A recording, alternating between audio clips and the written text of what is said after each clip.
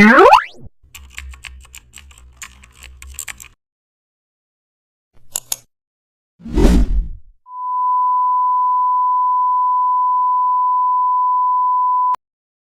back to the channel, and don't forget to like, share and subscribe for more updates. Today we are diving into an exciting tutorial, how to create a social media template using custom shapes. Open a new canvas for Instagram. Use custom shape tool to draw rectangles for layout boxes and also align them evenly using smart guides.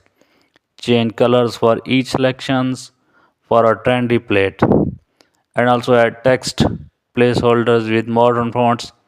Now insert product photos in clipping masks.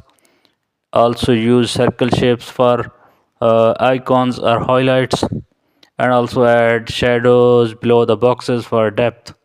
It's ready to edit marketing and post templates.